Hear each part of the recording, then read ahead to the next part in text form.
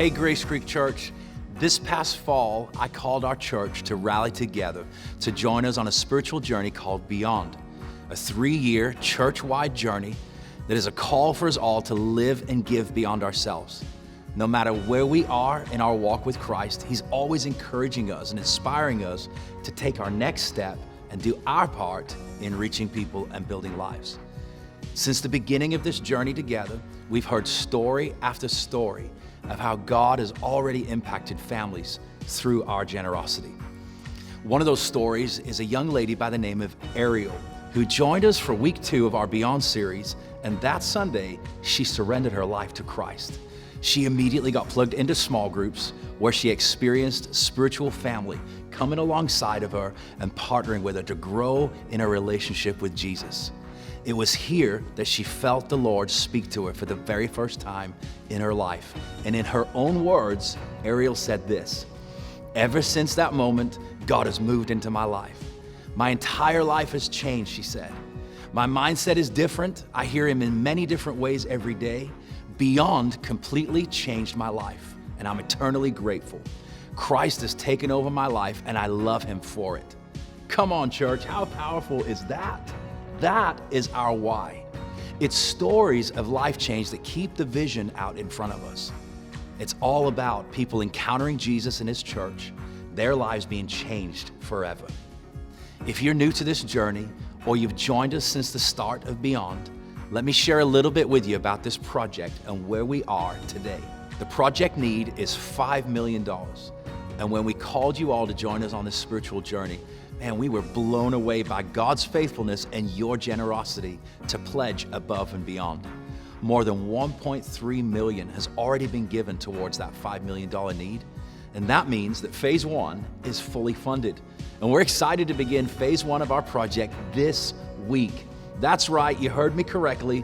We're breaking ground and we're beginning phase 1 of the project by expanding our parking lots and widening our entrances for better traffic flow. We'll also be adding a traffic lane that travels around both buildings to allow the pavilion to be closed off entirely from through traffic to allow for family-friendly events, gatherings, activities, and all those things to take place right there. Over the past few months, our team has been working with local contractors, architects, civil engineers to bring this project to life. In fact, many of you may even know some of them.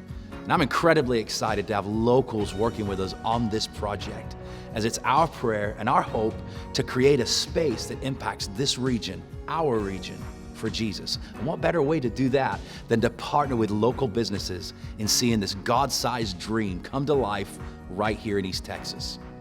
For those of you that are giving regularly, thank you for your commitment. Thank you for your generosity. If for whatever reason you've backed off from your pledge, or you want to jump in and be a part of this journey, it's never too late to start.